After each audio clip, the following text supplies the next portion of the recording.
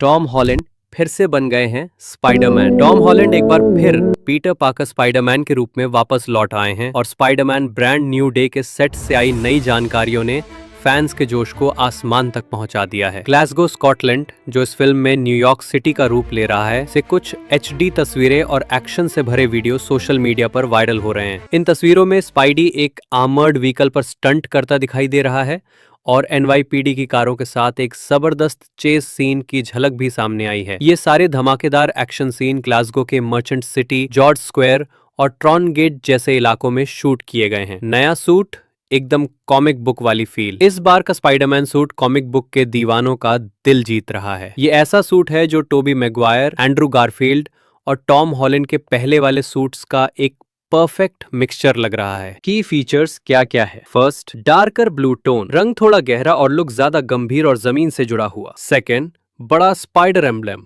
छाती पर बना आइकॉनिक स्पाइडर लोगो जो क्लासिक कॉमिक्स से इंस्पायर्ड है। थर्ड, रेज्ड वेबिंग, सूट की सतह पर उभरा हुआ 3D जाल डिजाइन जो पूरी तरह से स्टार्क टेक्नोलॉजी से अलग है। फोर्थ, नो स्टार्क टेक, इस सूट में टोनी स्टार्क के कोई फैंसी अपग्रेड्स नहीं है जो दिखाता है कि अब पीटर अपनी सोलो जर्नी पर है। टॉम हॉलैंड का धमाकेदार इंस्टाग्राम टीजर।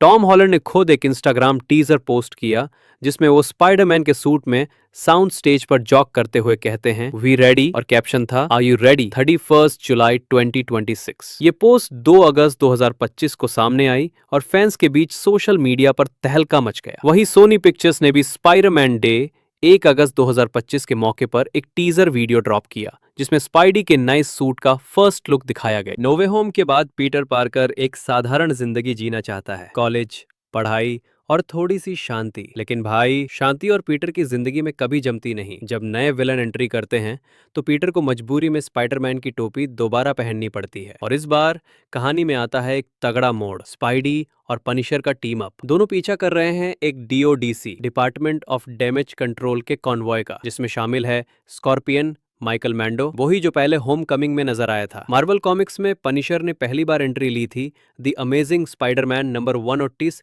1974 में, और डायरेक्टर डेस्टिन डैनियल क्रेटन उसी आइकॉनिक कॉमिक कवर को फिल्म में रिक्रिएट करने की तैयारी में है। सेट रिपोर्ट्स के मुताबिक स्पाइडी और पनिशर का एक बड़ा एक्शन सीन DODC के कॉन्वॉय के आसपास फिल्माया गया है। लेकिन असली सवाल ये है, क्या ये दोनों एक दूसरे के खिलाफ हैं ये साथ में किसी और के खिलाफ लड़ रहे हैं? फिलहाल ये पूरा मामला मिस्ट्री बना हुआ है। इस फिल्म के निर्देशक हैं डेस्टिन डैनियल क्रेटन, जिन्होंने इससे पहले Shang Chi and the legend of the ten rings जैसी विजुअली शानदार फिल्म बनाई थी। इस बार ये उनका फोकस है एकदम कॉमिक एक्यूरेट विजुअल्स और ग्राउंडेड स्टोरी टेलिंग पर, मतलब फ्लैशी नहीं, असली जमीन से जुड़ी हुई कहानी। टॉम हॉलैंड निभा रहे हैं एक बार फिर पीटर पार्कर स्पाइडरमैन का रोल।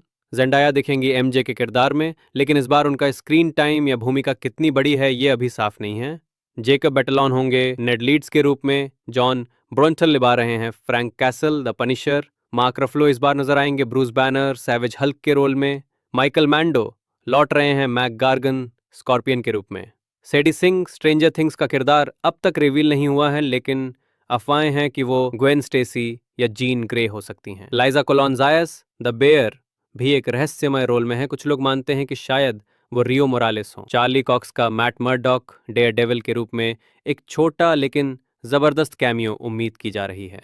कहानी की स्क्रिप्ट लिख रहे हैं वही पुराने जानकार जो नो वे होम में भी शामिल थे, क्रिस मैकेना और एरिक समर्स। निर्माण कर रहे हैं फिल्म 31 जुलाई 2026 को सिनेमाघरों में रिलीज होगी, और वो भी IMAX स्क्रीन्स पर भी, यानी एकदम इमर्सिव एक्सपीरियंस के लिए तैयार रहो। ये फिल्म विजुअली ग्राउंडेड लग रही है, यानी कोई ओवर द टॉप फैंटेसी नहीं, बल्कि एक नई शुरुआत के साथ वापसी करता हुआ पीटर पार्कर, जिसकी पहचान मिट चुकी है और जो अब थोड़ा इमोशनल, थोड़ा स्ट्रीट लेवल हीरो बन चुका है। कॉमिक बुक फैंस के लिए ब्रांड न्यू डे टाइटल अपने साथ नॉस्टैल्जिया भी लाता है और थोड़ी कंट्रोवर्सी भी, क्योंकि कॉमिक्स में इस नाम से जुड़े आर्क्स ने काफी बहसें करवाई थी।